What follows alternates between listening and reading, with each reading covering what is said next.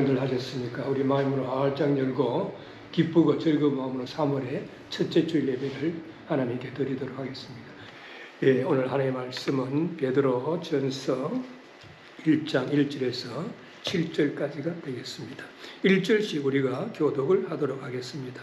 예수 그리스도의 사도 베드로는 본도, 갈라디아, 갑바도기아, 이사야의 비두니아에 흩어진 나그네 곧 하나님 아버지의 미리 아심을 따라 성령이 거룩하게 하심으로 순종하고 예수 그리스도의 피 뿌림을 얻기 위하여 택하심을 받은 자들에게 편지하노니 은혜와 평강이 너희에게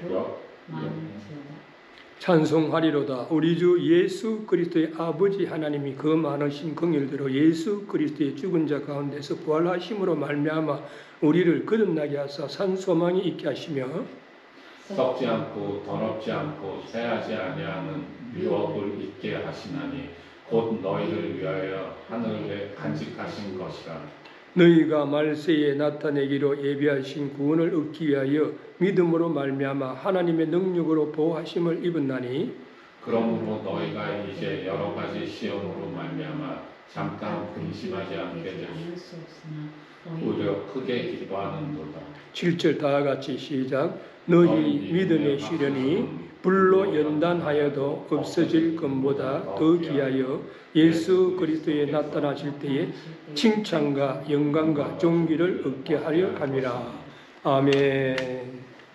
오늘은 믿음의 시련과 기쁨이다 라고 하는 제목하에서 같이 은혜를 나누기를 원합니다.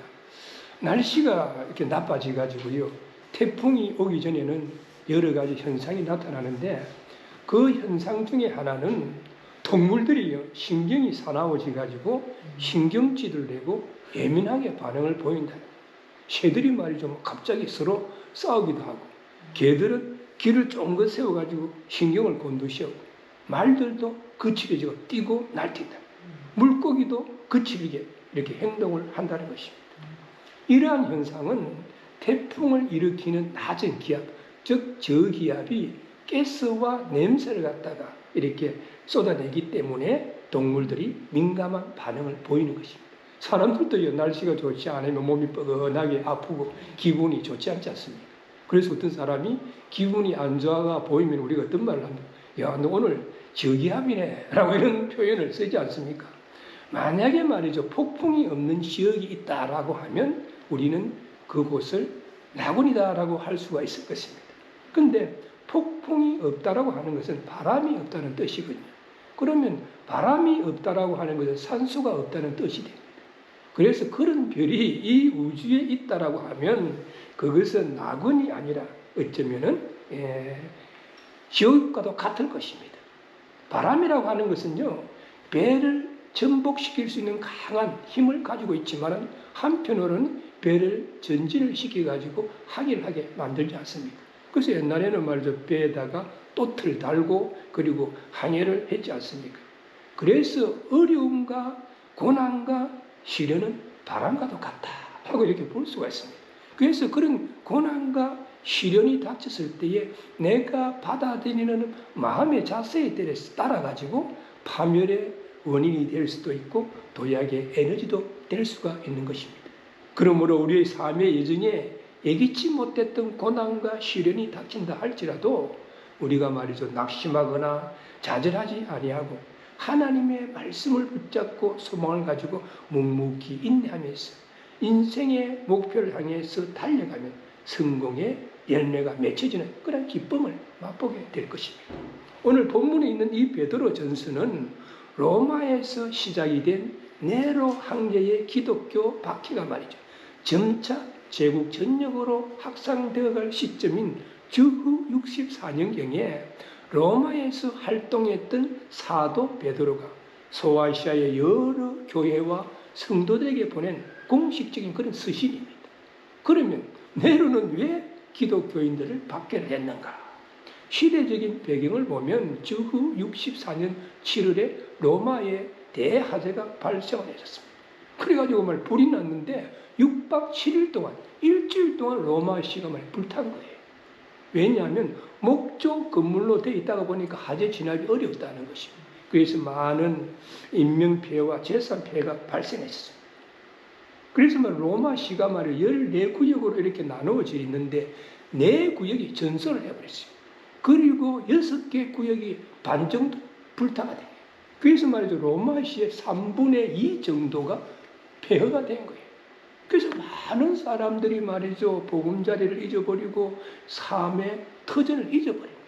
그래서 분노하게 된 거예요. 누가 불을 했는가? 하재의 범인이 누구인가?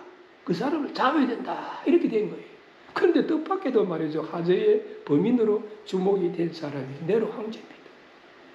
그런데 역사가들에 의하면은 그 당시에 로마의 하재가 발생했을 때 네로는 로마에 있지 않았다는 거예요. 휴양지에 가가지고 휴가를 즐기고 있은 거예요. 그래서 로마에 대하재가 발생했다는 그런 보고를 받고 급히 돌아와가지고 그는 하재 진압에도 참여를 하고 자신이 사용하던 그 궁전도 하재민들에게 임시 거처로 내어놓았다. 그러면 왜 로마 시민들이 네로를 하재의 범인으로 지목을 했겠습니까? 네로가 말이죠. 평상시에 로마시가 말이죠. 목적 건물로 되어 있고 말이죠. 길이 너무 꼬불꼬불하고 되어 있으니까 새롭게 로마시를 세우고 싶다 하는 말을 한 적이 있다는 거예요. 그리고 하재가 발생했을 때 자신의 말이죠. 궁정 옥상에 올라가 가지고 말이죠. 그는 다 악기를 연주하면서 불타는 모습을 노래를 불렀다는 거예요. 평상시에 네로는요. 자기가 예술가다 그래가지고 노래를 많이 부르고 공연도 하고 했던 사람이에요. 그런데 그날따라 옥상에 올라가서 불타는 광경을 보고 노래를 불렀다는 소문이 탁 퍼지니까 그 하재의 모든 책임, 분노가 말이죠. 네로 황제를 향해서 가는 것이죠. 그래서 자신에게 다가오는 그 분노의 하사를 피하기 위해 가지고 그 당시에 말이죠. 교세가 약했고 또 전도를 하면서 종말로를 내세웠던 기독교인을 갖다가 하재의 범인으로 지목을 하고 박해하기 시작했습니다. 그래서 쿠오 바디스라고 하는 영화에 보면 기독교인들을 잡아다가 기둥에다가 딱 묶어놔 놓고 거기다가 말이죠. 그 불타기 좋은 집 같은 것을 갖다가 딱 두르고 기름을 묻히고 그 불을 떼게 화형을 시키는 거예요. 그리고 로마 경기장에 기독교인들을 갖다가 다 모아놔 놓고 사자나 호랑이를 풀어가지고 그들이 밥이 되도록 그렇게 말이죠. 이렇게 해가지고 성난 시민들의 마음을 달래려고 했었습니다. 그래서 사도 베드로는 로마 제국의 대대적인 박해에 직면하게 된 소아시아 지역의 여러 교회와 성도들을 위로하고 그러한 박해와 믿음의 시련을 인내로 극복해가지고 더욱 성결한 삶과 바른 신앙생활을 하도록 그들을 건면하기 위해 가지고 베드로 전서를 기록을 한 것입니다. 그러나 본세의 교인들은 비록 초대교회 당시와 같이 대외적인 그런 핍박은 없었지만 세상 종말이 말이죠. 가까워질수록 더욱 교모하고 집요하게 성도들을 공격하는 사단의 책동으로 말미암아 고난과 믿음의 시련에 직면하게 될 현대의 성도들에게도 고난 가운데서 인내하며 올바른 신앙생활하여 주님의 재림을 대망하기 위해서 그렇게 쓰여진 그런 좋은 지침서라고 우리는 볼 수가 있습니다. 그래서 오늘 이 본문에서는 찬송의 형식을 빌려가지고 믿는 자들이 이 세상에서 여러 가지 고난과 믿음의 시련을 당하지만 그러한 고난과 믿음의 시련 속에서도 인내하며 기뻐할 수 있는 이유들로서 성도가 소유한 그런 특권에 대해서 말씀하고 있습니다.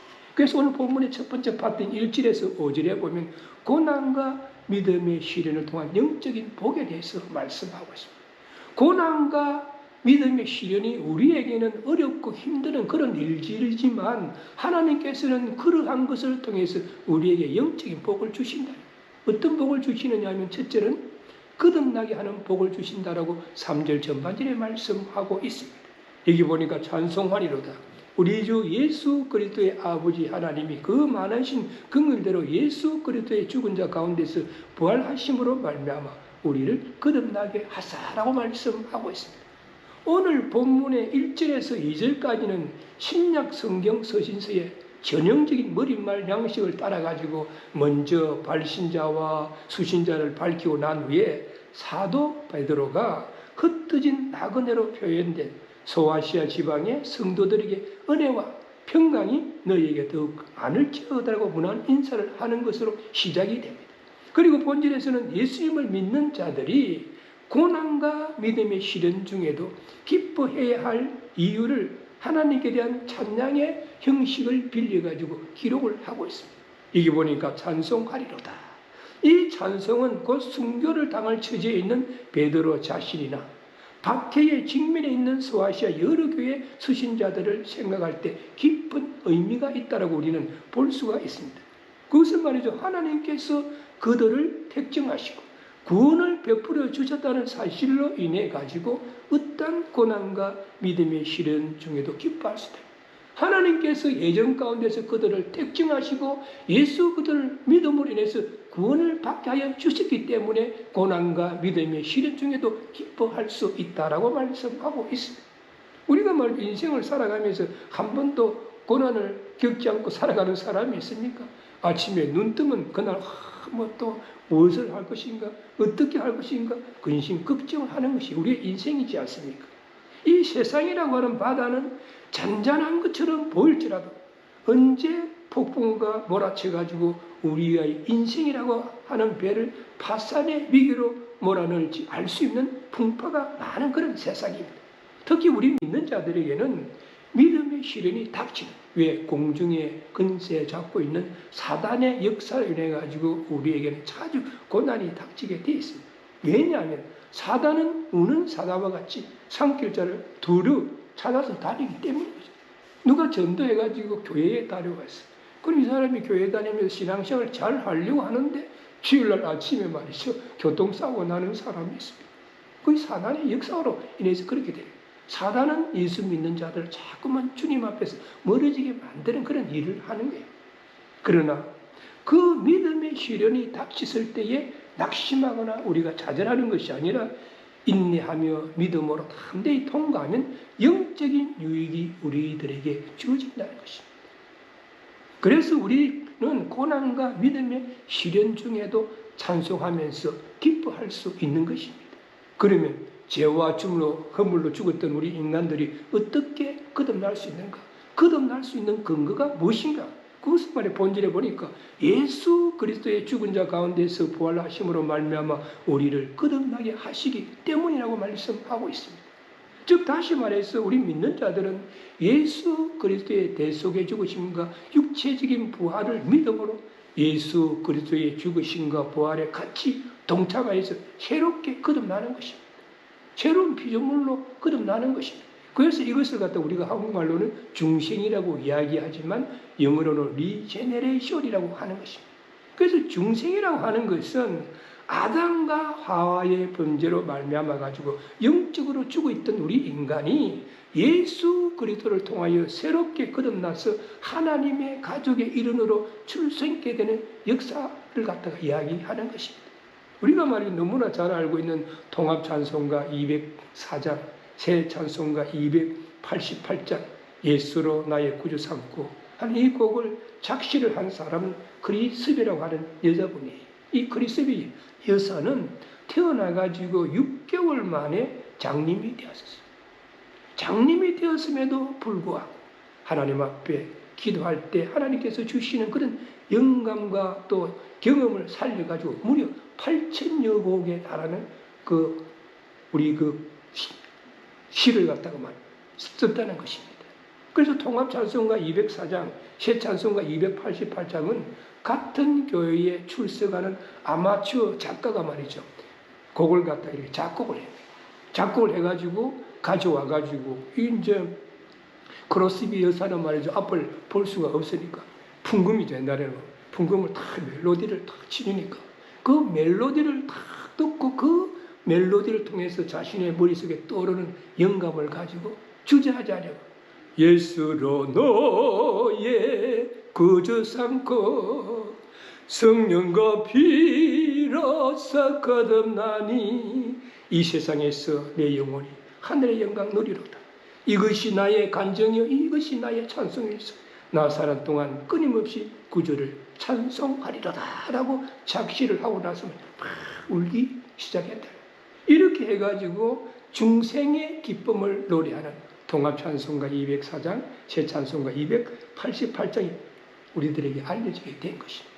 그래서 우리가 인생을 살아가다가 보면 세상적으로 돈과 권력과 명예를 쥐고 기고만장을 하다가 어느 날 그것을 잊어버렸을 때 고난을 통해서 말이죠, 거듭나게 되는 거예요. 고난을 통해서 주님 앞에 나가서 거듭나는 경우가 있어요. 거듭난다는 게 뭡니까? 중생한다는 이야기죠.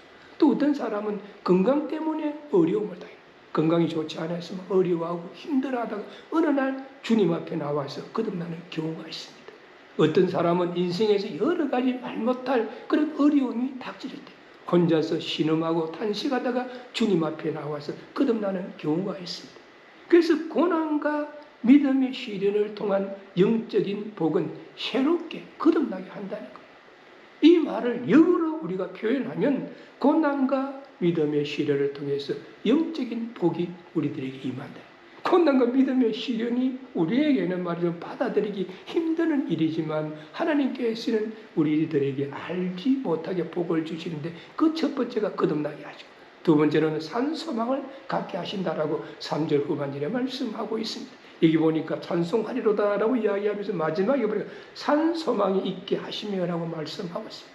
하나님께서 무궁한 긍휼을 베푸시가지고 독생자 예수 그리스도의 부활하심으로 말미암아서 우리를 믿음으로 거듭나게 하시고 새 생명 가운데 살게 하셨는데 그 새 생명의 중요한 그 면모가 산소망이라는 거예요. 그러므로 산소망이라고 하는 것은 생명력으로 충만한 것을 말하는 것이고 성취의 확실성을 가지고 쓰러지지 아니하는 힘으로 우리를 받쳐주는 것을 말하는 것이고 성령 충만으로 기쁘고 행복한 마음을 가지게 하는 것입니다. 그래서 말해 산소망은 그 자체 속에서 생명을 지니고 있고 생명을 주는 것이고 생명을 그 목적으로 하고 있다라고 우리가 볼 수가 있습니다. 잔 오트만이라고 하는 목사님은 말이죠, 5,000여 편의 찬송시를 갖다가 작사를 했다는 것입니다. 그 중에서도 우리가 예송하는 찬송가 543장, 새 찬송가 491장이죠. 저 높은 것을 향하여 하는 이 찬송가는 위의 것을 생각하고 땅의 것을 생각하지 말라는 골로새서 3장 2절의 말씀을 기초로 해가지고 작사를 했다는 거예요.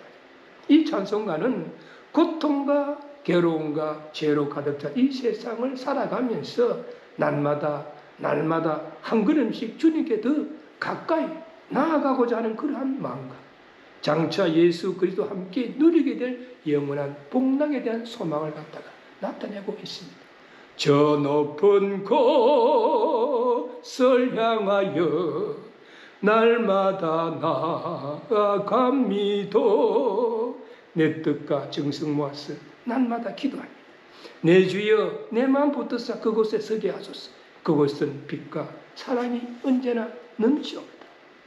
영원한 하늘나라를 바라보는 소망이 없다라고 한다면 우리는 이 험하고 악한 세상을 살아가면서 예기치 못했던 고난과 믿음의 시련이 닥칠 때 어떻게 인내하면서 우리는 승리하는 삶을 살아갈 수가 있겠습니까?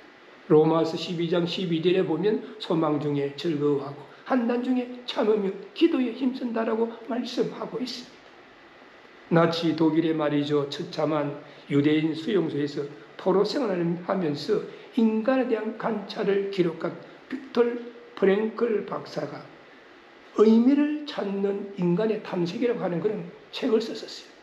이분은 2차 세계대전 당시에 그 유명한 아이슈비츠 수용소에 있으면서 극한 고난이 취했을 때 우리 인간이 어떤 반응을 보이는가 하는 문제를 가지고 글을 썼었습니다. 그는 이 책에서 수용소에 있는 인간상을 이렇게 구분했습니다. 마음으로 포기한 사람은 몸도 곧 쇠약해졌다. 소망을 끝까지 가진 사람은 끝까지 살아남았다. 소망을 가진 사람은 자기의 소망을 이미 이뤘을 뿐만 아니라 절망에 있는 사람들을 도와주고 그들로 하여금 소망을 갖도록 격려했다. 물론 그들은 몸도 마음도 가장 건강한 상태에 있었다라고 기록을 하고 있습니다. 그러니까 내가 소망을 가했다. 내가 이 아이슈비츠 수용소의 생활이 정말로 힘들고 어렵지만 나는 살아나갈 수 있다라고 하는 사람은 마음도 건강하고 육신이 건강했다. 근데 그 고난 중에 있는 사람이 내가 이 생활을 견디지 못하겠구나. 내가 도저히 살 수가 없는데 이런 절망적인 마음을 가진 사람은 마음이 무너지고 육신도 무너지고 결국은 죽더라는 것입니다. 그러므로 우리의 삶이 어렵고 힘이 든다 할지라도 믿음의 시련이 닥친다 할지라도 영원한 하늘나라를 바라보는 소망 가운데서 기뻐하고 즐거워할 수 있는 마음의 소유자들이 되도록 우리는 노력해야 될 줄로 믿습니다. 또한 세 번째로는 기업을 잃게 하신다. 거듭나게 하시고 산소망이 되게 하시고 그 다음은 기업을 잊게 만든다고 사전에 말씀하고 있습니다.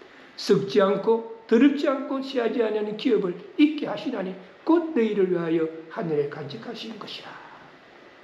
본절에서는 산소망을 기업으로 묘사하면서 그 소망의 내용에 대해서 말씀하고 있습니다. 거듭난 자, 즉 산소망을 가진 자는 썩지 않고 더럽지 않고 시하지 않은 기업을 받게 된다는 것입니다. 우리 자신도 우리가 가지고 있는 모든 것도 썩어지고 더러워지고 시하여지지만 하늘나라의 기업은 썩지 않는다는 것입니다. 인간과 세상은 죄악으로 물들어 더러워졌지만 하늘나라의 기업은 깨끗하다는 것입니다. 세상의 모든 것은 피었다가 시드는 꽃과 같이 시한다는 것입니다. 젊음도 청춘도 사랑도 인심도 다 세월 속에 시듭니다. 그러나 하늘나라의 기업은 영원히 쇠하지 않는다는 것입니다. 그러므로 썩지 않고 더럽지 않고 쇠하지 않는 이 기업은 이 땅에 있는 것이 아니라 하늘나라에 있다라고 말씀하고 있습니다. 이 기업은 우리의 노력에 의해서 얻어지는 것이 아니죠. 오직 하나님께서 우리에게 값없이 거저주시는 그런 선물인 것입니다. 그래서 말이죠. 육신의 장막을 떠나기까지 이 세상에 머물러 살아야 하는 우리들은 세상 사람들과 구별된 하나님의 백성으로서의 거룩한 나라를 유업으로 입게 될 후사로서의 바른 삶을 살아야 된다. 그냥 성도라고 하는 것은 구별되었다는 거예요. 그러니까 우리 세상 사람들과 구별된 그런 삶을 살아야 된다 하는 그런 이야기. 그래서 우리가 말이죠. 고난과 믿음의 시련 가운데서도 하나님께서는 영적인 복을 주셔서 우리를 거듭나게 하시고 그리고 산소망을 가지게 하시고 그리고 기업을 얻게 하는 거예요. 그러고 나서 우리를 그대로 버려주시는 것이 아니라 그런 자들을 하나님께서는 능력으로 보호해 주신다라고 5절에서 말씀하고 있습니다. 이보니까 너희가 말세에 나타내기로 예비하신 구원을 얻기 위하여 믿음으로 말미암아 하나님의 능력으로 보호하심을 입었나니라고 이야기를 하고 있습니다. 본질에서는 하나님께서 우리를 믿음으로 거듭나게 하시고 산소망을 가지고 기업을 잊게 된 성도들을 능력으로 보호하시는 이유가 무엇이고 방법이 어떻게 되고 결과에 대해서 말씀하고 있습니다. 보호하시는 이유는 예수 그리스도를 구주로 영접함으로 인해서 하나님의 자녀가 되었기 때문에 세상 가운데 있을 때는 하나님하고 아무런 관계가 없지만 우리가 예수 그리스도의 대속의 죽으심을 육체적인 부활을 믿음으로 인해 하나님의 자녀로 거듭났기 때문에 하나님께서 우리를 보호하시 눈에 보이시지 아니하시는 성격 그리고 보호하시는 방법이 뭐냐니까 하나님의 능력을 통해서 보호하신다. 우주 만물을 창조하신 전능하신 하나님께서 우리 믿는 자들을 보호하신다는 거예요. 보호하신 결과 어떻게 되느냐? 하나님의 능력을 믿음으로 말미암아 우리는 승리의 확신을 가지고 또 할 수 있고 구원을 완성할 수 있다. 우리가 말이죠. 고난이 닥치고 믿음의 시련이 닥치면 어떤 사람은 믿음을 잊어버리고 세상 가운데로 가는 사람이 있지 않습니까? 그러나 하나님께서 믿음의 사람들을 지키시고 보호하시고 믿음을 잊어버리지 않게 하기 때문에 구원의 완성을 가져오도록 만들어준다라고 말씀하고 있습니다. 그런데 하나님은 우리가 보호를 받을 수 있는 조건 하나를 제시하고 있습니다. 아무나 그냥 보호하시는 거예요. 조건이 하나 있어요. 이걸 무엇이라고 말씀하고 있습니까? 믿음으로 말미암아라고 이렇게 이야기하고 있습니다. 여기서 말하는 믿음은 담대한 신앙의 근거한 확고부동한 신뢰를 말합니다.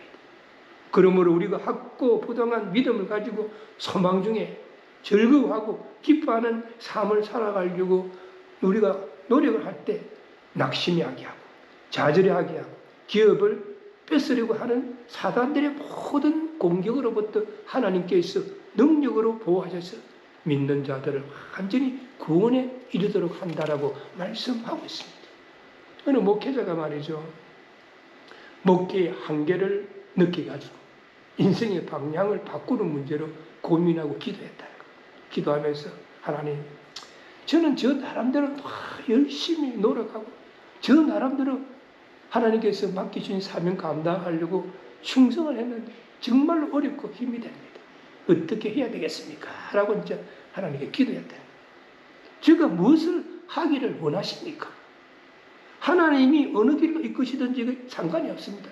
다만 하나님의 뜻과 계획을 깨달아 알기를 원합니다. 라고 막 기도를 했대요. 그래서 어느 날 주일 저녁에 말이에요. 교회를 향해서 자동차를 타고 탁 가고 있는데 어느 새롭게 개업하는 백화점에서 스치라이트를 하늘로 팍 비춰올리면서 백화점 광고를 하더라고요. 그래 그 백화점에서 쏘아올리는 스치라이트를 보면서 자기의 마음속에 뭔가가 하늘 그렇지 하나님 저에게 앞으로 5년 그렇지 않으면 10년 가능하면 15년 동안 제가 어떻게 해야 될지 저 백화점에서 스치라이트를 쏘아올리는 것처럼 저에게도 말 좀 선명하게 좀 깨달아 알게 하여 주십시오 라고 이렇게 기도했다는 거예요. 그래서 조금 자기 마음속에 팍 왔는데 존 나는 너의 길을 안내할 등불이 되겠다라고 약속했지 인생의 참 과정을 갖다가 너를 인도해줄 강선이 되겠다라고 이야기하지는 않았다. 나의 등불은 너가 넘어지지 않게 지켜줄 것이다. 너는 나를 따르는 데 필요한 것이 이것뿐이라고 생각한다 하는 그런 주님의 음식이 자기도 모르게 딱 들리더라고요. 하나님이 광선이 되는 것이 아니라 등불이 되어서 너가 실족하지 않게 해주겠다 하는 그 말에만 은혜가 넘치가지고 그날 교회에 와가지고 무릎을 꿇고 기도하면서 순종하기로 결단하고 방황의 시간을 끝냈다는 그런 간증을 한 일이 있습니다. 이처럼 우리가 믿음으로 거듭나서 산 소망을 가지고 기업을 잇게 되면 하나님은 하나님의 자녀들을 능력으로 지키시고 보호하시며 또한 영적으로 복을 주신다는 사실을 우리는 알아야 될 것입니다. 그래서 우리가 고난에 또 믿음의 시련이 닥칠 때 하나님께서 영적인 복을 주시는데 첫째는 거듭나게 하시고 그리고 또한 산소망을 갖게 하시고 그리고 기업을 갖게 하고 그러한 자들을 하나님은 능력으로 베풀어 주신다. 또한 우리가 고난과 믿음의 시련 가운데에서 어려워하고 힘들어할 때 하나님께서 우리에게 주시는 유익이 있다. 좋은 것을 주신다. 뭘 주시느냐? 첫째는 근심이 기쁨이 되게 한다라고 6절에서 말씀하고 있습니다. 여기 보니까 그러므로 너희가 이제 여러 가지 시험을 인하여 잠깐 근심하게 되지 않을 수 없었으나 오히려 크게 기뻐하도다. 은혜와 믿음으로 거듭나서 말이죠. 산소망을 가지고 살아가는 성도들이 하나님이 능력으로 지키시고 인도하시지만 때로는 험하고 악한 세상에서 사단의 계교에 의해서 이기지 못했던 고난과 환난이 닥치는 것이죠. 믿음의 시련이 닥치는 거예요. 그런데 하나님께서 말씀하시기를 그런 고난과 믿음의 시련은 잠깐이라는 거예요. 그리고 그 일을 통해서 우리가 알지 못하는 큰 기쁨을 주신다. 왜냐하면 그 일로 인해 가지고 자신의 신앙을 점검할 수 있는 기회가 될 뿐만 아니라 고난과 시험을 인내로 이긴 자에게 영광과 칭찬을 가져다 주기 때문이라고 말씀하고요. 시험에는 우리가 잘 아는 바 두 가지 시험이 있지 않습니까? 하나님께서 우리 믿는 자들에게 믿음을 시험하기 위해서 주시는 시험이 있고 또 하나는 사단으로부터 주어지는 시험이죠. 사단은 세상적인 유혹으로 다가와가지고 우리에게 접근해서 말이죠. 실족하게 하고 멸망하게 하는 것이 사단의 시험입니다. 그러나 하나님이 주시는 믿음의 시험은 인내로서 우리가 이길 때에 우리에게 기쁨이 넘치나게 된다라고 말씀하고 있습니다. 1930년대 초반에 말이죠. 미국에 대불경기가 닥쳤어요. 그래서 시카고 어느 흑인 교회에서 어떤 목사님을 초청해가지고 목사님 말씀을 좀 전해주십시오 라고 이런 거예요. 그 초청 목사님으로 간 클레어 데로 목사님이 그들에게 힘과 용기를 주기 위해서 좋은 메시지를 전하기 위해서 갔는데 오히려 그들이 예배드리는 모습을 받고 자기가 은혜 받고 큰 도전을 받았다는 것입니다. 그 교회는 말이죠, 공장 지역에 있었는데 경제 대공황으로 인해 가지고 조업을 못하게 됐대요. 그래서 많은 실직자들과 그리고 극빈자들이 모이는 그런 교회였다. 전 교인의 한 60% 정도가 실직자였다. 그런데 그들이 부르는 찬송은 말이죠, 활기가 넘치고 얼굴에는 말이죠, 기쁨이 넘쳐났다는 거예요. 그래서 클레오데로 목사님은 감격해서 예배 중에 말씀을 전하다가 이런 이야기를 했다. 지금은 경제 공황이라 생활이 어렵고 여러분들은 실직을 했는데 무엇이 그렇게 기쁩니까? 라고 이렇게 물어봤대. 그 한 여자 성도가 말이죠, 큰 소리로 말하기를 우리는 예수님을 찬송하고 있습니다. 예수님께서 우리를 사랑의 띠로 하나로 묶어주시고 우리를 사랑하시고 예수님 지금 우리와 함께 계시는데 무엇을 걱정할 필요가 있습니까? 라고 이렇게 대답을 하더라는 것이죠. 그 교회는 비록 실직자와 극빈자들이 모여서 예배를 드렸지만 진정으로 예수님이 살아있는 교회였다라고 볼 수가 있는 것입니다. 그래서 그들은 사랑의 띠로 하나가 되어가지고 기쁘고 즐거운 마음으로 예배를 드리며 신앙생활을 하고 있었던 것입니다. 그래서 클레오데로 목사님은 그 집회에 갔다 오고 나서 자기가 그 책을 한 권을 썼었어요. 그리고 그 책에서 이런 말씀을 하셨다. 예수님이 우리 사이에 계시면 그 교회가 곧 천국이다 라고 하는 그 말씀을 그 책 속에 써넣었다는 것입니다. 우리 유니버스 한인교회가 그러한 교회가 되어야 될 줄로 믿습니다. 성령이 충만하고 말씀이 살아서 역사하고 은혜가 넘쳐나고 기도가 끊이지 아니하고 찬양이 뜨거운 그런 교회가 되어 있어 항상 우리도 기쁘고 즐거운 마음으로 예배드리는 그런 교회가 되어야 될 줄로 믿습니다. 요즘 말이죠, 세계적인 불경기로 먹고 살아가는 문제가 어렵고 힘이 든다 할지라도 비즈니스가 좀 안 된다 할지라도 무엇이 그렇게 걱정이 되고 염려가 되겠습니까? 나는 여호와를 인하여 즐거워하며 나의 구원의 하나님을 인하여 기뻐하리로다. 하박국 선지자의 믿음이 우리들의 믿음이 되어야 될 줄로 믿습니다. 그래서 말이죠, 하나님은 우리가 고난을 당하고 믿음이 시련이 당하지만 그 근심을 기쁨으로 바꾸어 준다. 그러고 나서 두 번째는 금보다 더 귀한 믿음을 갖게 하신다라고 7절에서 말씀하고 있습니다. 너의 믿음의 시련이 불로 연단하여도 없어질 것보다 더 귀하여 예수 그리스도에 나타나실 때 칭찬과 영광과 존귀를 얻게 하려 함이라 라고 말씀하고 있습니다. 우리가 말이죠, 지팡이라고 하는 것은 우리가 볼 때는 사용을 안 하지만 몸이 불편하신 사람이나 병원에서는 필요한 것이죠. 마찬가지로 예수님의 십자가는 세상 사람들에게 보잘것없는 것처럼 보이지만 주님 안에서 거듭나가지고 산 소망을 가지고 사는 우리 믿음의 사람들에게는 가장 필요한 것이죠. 어떻게 보면 길이요 진리요 생명이 되는 것입니다. 그것이 예수 그리스도의 십자가라고 볼 수가 있습니다. 그래서 어떠한 믿음의 시련이 닥친다 할지라도 믿음을 우리는 굳건히 지켜야 하는 것입니다. 왜냐하면 믿음의 시련이 불로 연단하여도 없어질 것보다도 더 귀하기 때문인 것입니다. 즉 말이죠, 금이나 은이 불 속에서 재련이 돼가지고 불순물이 제거가 되고 순수한 금이나 은이 되는 것과 같이 우리들의 믿음 역시 여러 가지 고난과 한난과 시련을 통해서 순수한 믿음을 가지게 되고 그 믿음은 없어질 것보다도 더 귀하여서 영원에 이르기까지 그 가치를 지니고 있기 때문에 칭찬과 영광과 존귀를 얻게 되는 것입니다. 하나님께서는요, 우리 믿는 사람들이 연단하기 위해 가지고 고난의 풀무숲 속으로 던져 넣을 때가 있다라고 이사야서 48장 10절에서 말씀하고 있습니다.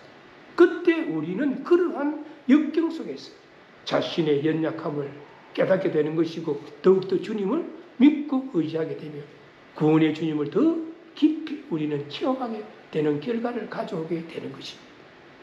이 세상은 고난의 풍파, 지악의 파도가 쉬지 않고 일고 있지만은 주님을 모신 자는 능히 이 모든 고난을 이길 수 있다는 사실을 체험하게 되고 믿게 되므로 우리의 믿음은 금보다도 더 귀한 믿음을 갖게 되는 것입니다. 젊은이 두 사람이 말이죠, 강을 건너가고 있었습니다. 강을 다 건너가는데 도중에 한 젊은이가 강을 앞을 보고 건너가다가 조금 이래 눈을 밑으로 가고 강물을 쳐다봐요. 강물을 쳐다보니 강물이 말이 세차게 흘러가고 또 저 앞쪽에서는 강물이 말이 해오리 치면서 말이 이렇게 막 흘러가는 거예요. 그러다 보니까 자기도 모르게 강물을 쳐다보니까 현기증이 나는 거예요. 그러다 보니까 또 발이 말이 좀 비틀비틀해요. 그래서 옆에 같이 가던 친구가 오니까 친구가 말이 비틀비틀하니까 고함을 질렀다는 거예요. 위를 바라보란 말이야. 강물을 바라보지 말고 하늘을 보란 말이야. 라고 고함을 질렀다는 것이죠. 그렇습니다. 우리 앞을 가로막고 있는 여러 가지 어려움과 고난을 바라보면 우리는 도저히 그것을 뚫고 나갈 수가 없습니다. 그래서 우리는 위를 바라볼 수 있는 믿음을 가질 때에 하나님의 능력을 통해서 우리는 그 고난과 믿음의 시련을 이겨나가게 될 줄로 믿습니다. 하나님이 역사하신다는 것을 믿는 사람에는 절망이라고 하는 것은 없어요. 그러므로 어떤 고난과 역경과 시련이 몰려온다 할지라도 결코 우리는 낙심하거나 좌절하지 말아야 하는 것입니다. 서양 속담이 말이죠. 흐르는 냇물에서 돌들을 치워버리면 그 냇물은 노래를 잊어버린다라고 하는 거예요. 냇물에 말이죠. 물이 흘러가면서 졸졸졸졸 이렇게 아름다운 노래를 내잖아요. 그런데 거기서 돌들을 갖다가 다 치워버리면 어떻게 밋밋하게 흘러요. 크고 작은 돌들이 있기 때문에 그 냇물이 흘러가면서 큰 돌에 부딪히고 작은 돌에 부딪혀가지고 아름다운 노래를 내는 것 같이 우리의 인생에도 크고 작은 고난이 없다라고 하면 인생의 아름다운 노래를 우리는 들을 수가 없는 것입니다. 그래서 우리에게 필요한 것은 오직 위를 바라볼 수 있는 그런 믿음을 가져야 됩니다. 하나님은 고난과 믿음의 시련을 통해서 우리로 하여금 인내하게 하시고 겸손하게 하시고 하나님의 사람으로 만들어가지고 더 큰 일을 할 수 있도록 우리에게 능력을 주신다는 사실을 우리는 알아야 할 것입니다. 우리 모두 고난의 참된 의미가 무엇이고 고난과 믿음의 시련을 통한 영적인 복과 유익이 무엇인지 우리가 바르게 깨달아서 고난과 믿음의 시련 중에도 우리는 인내하면서 기뻐할 수 있는 믿음의 소유자들이 되시기를 주님의 이름으로 축원합니다. 기도하시겠습니다. 하나님, 주님을 사랑하는 아름다운 마음들이 모여있어 하나님 앞에 신령과 진리로 예배드리게 하시고 또 주님의 말씀 안에서 우리가 은혜를 나누며 우리의 믿음을 다시 한번 점검해 볼 수 있게 하시니 감사를 드립니다. 하나님, 우리들의 삶의 여정에 애기치 못했던 고난과 믿음의 시련이 닥친다 할지라도 하나님께서는 그것을 통해서 우리로 하여금 복을 주시는데 거듭남의 복을 주시고 산소망의 복을 주시고 또한 기업을 있게 하여 주시사 그러한 자들에게 하나님께서 능력으로 우리를 보호하신다라고 말씀하셨사오니 우리 모두가 이 말씀을 다시 한번 빠르게 이해하게 하시고 다시 한번 마음판에 새길 수 있게 하여 주옵소서. 그리하여 우리들의 삶의 여정에 애기치 못했던 고난과 믿음의 시련이 닥친다 할지라도 낙심하거나 좌절하는 것이 아니라 믿음으로 인내하게 하시고 또 말씀으로 기도할 때 그러한 근심이 기쁨이 되게 하여 주시옵시고 또한 금보다도 더 귀한 믿음을 가질 수 있도록 우리 모두를 인도하시고 넘치도록 축복하여 주옵소서. 우리 주 예수 그리스도의 이름으로 간절히 기도드리오나이다. 아멘. 지금은 우리 주 예수 그리스도의 은혜와 하나님 아버지의 극진하신 사랑과 오늘도 우리들의 마음 가운데 내재하시고 감독케 하시는 성령님의 역사하심이 오늘 전거된 말씀을 다시 한번 바르게 깨달아 알고 마음판에 새기서 우리들의 삶의 여정에 예기치 못했던 고난과 믿음의 시련이 닥친다 할지라도 낙심하거나 좌절하는 것이 아니라 믿음으로 인내하고 말씀 붙잡고 기도하면서 근심이 변하여 기쁨이 되고 정금 같은 믿음을 소유하기를 소원하는 이 자리에 머리속의 모든 분들과 그 가정과 삶의 현장 위에 지금으로부터 영원까지 함께할지어다. 아멘.